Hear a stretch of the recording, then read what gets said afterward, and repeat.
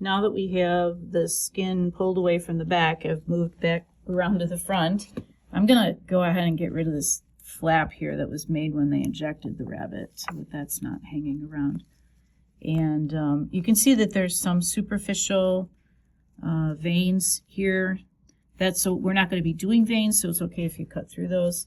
But I'm going to continue on around the back, and then we'll come back and start working on the throat area because we want to see if we can find the platysma. All right, now the skin is completely off the rabbit. And one of the things that we wanted to show you before we go any further is that on this side, we've got the cutaneous maximus still attached in the lower abdominal region, but pulled loose in the upper region. You could see where it attaches underneath the front leg here.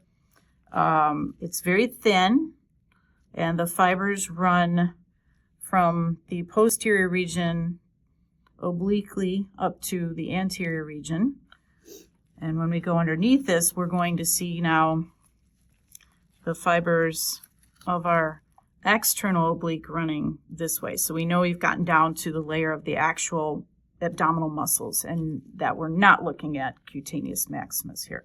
So we'll probably remove some of this on this side so that we can get to the external obliques on this side as well.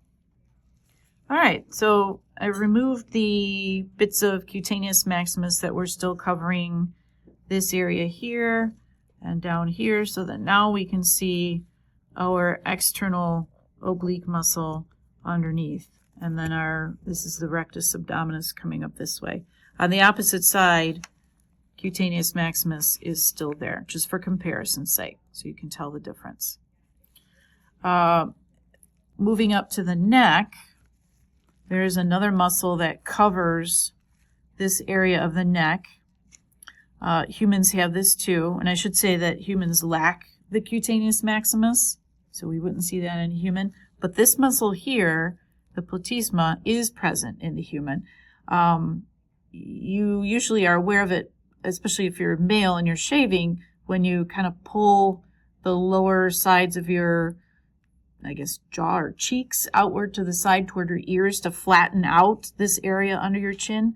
That's flattening out this platysma muscle here. That's superficial, and you can see it also is kind of attached to the skin here. A little bit of it got left behind right here on the skin, and the rest of it is down here. To get to the underlying muscles, we're going to have to go through the platysma. We wanted to show that to you before we did that.